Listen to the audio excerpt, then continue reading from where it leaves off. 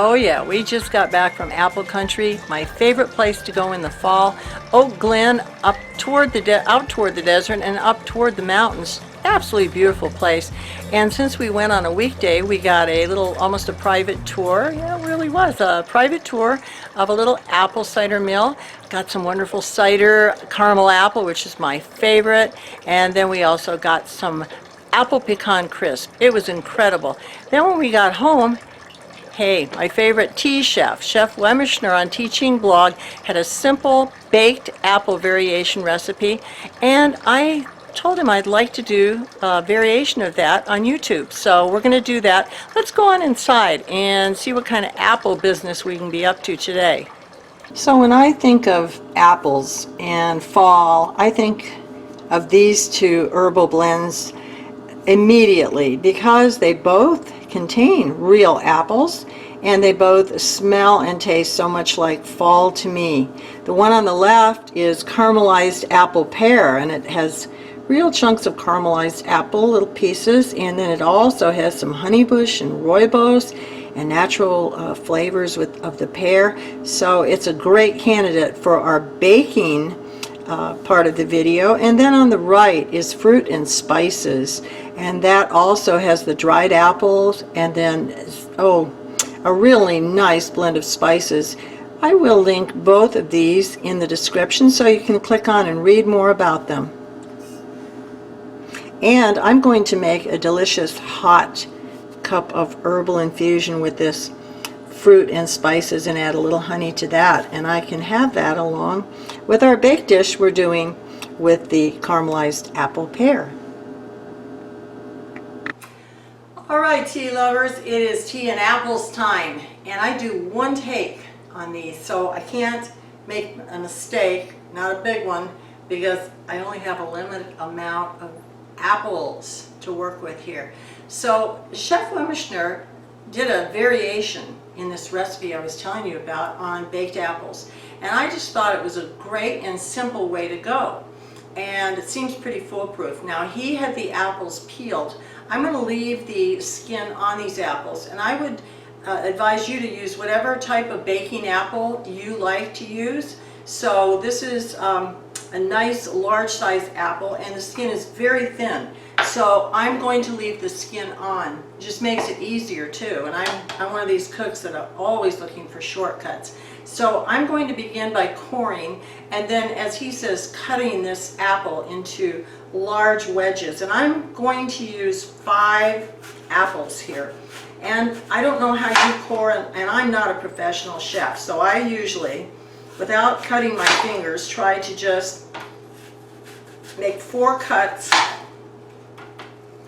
and throw my core away.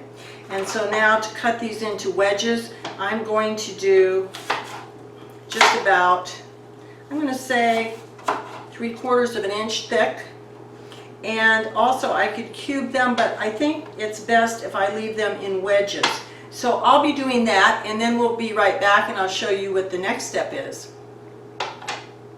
Okay, everybody, we are ready to proceed. And it is smelling very, very aptly in here.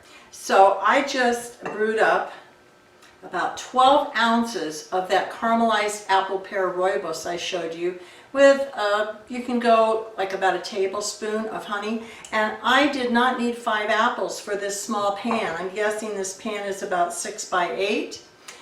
It's a foil pan that you can throw away or reuse if you're like me and you're very thrifty. So what I'm going to do now is to take these spices. Now, I have decided to use ginger, cinnamon, and nutmeg, and I'm going to be pretty sparing with this ginger, so actually I'm going to put a little right on my hand and then sort of just dust it off onto the apples. We don't want it too gingery, but it'll give it a nice little bite. And then I love cinnamon, so we'll give it a good sprinkling of the cinnamon. And then the nutmeg. And again, on this one, I'm gonna be a little careful of how much I put on. Now, I also want to, before I pour over this sweetened Rooibos, I want to take about a teaspoon more of this raw honey. And I got this at a beautiful little specialty grocer down in Fallbrook yesterday. I love to buy at non-chains. I really do, because you find such neat things there. And so this is really nice raw honey. I'm going to let it melt off in this hot sweetened Rooibos. And again, we're going to pour right over the top about 12 ounces, 4 large apples.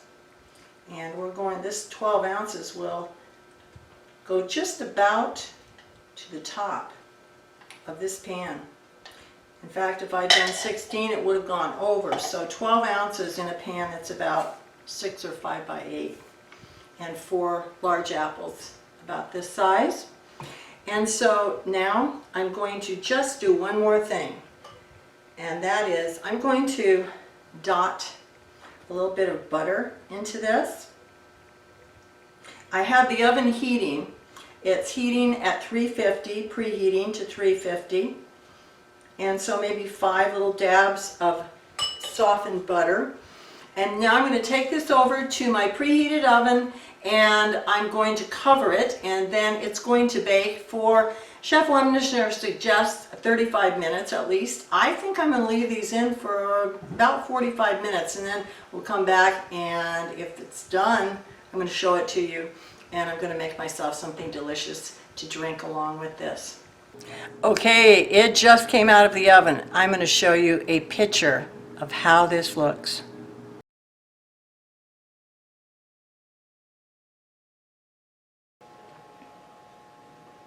So there we are from our Appleganza and our visit to Apple Country inspired menu for today.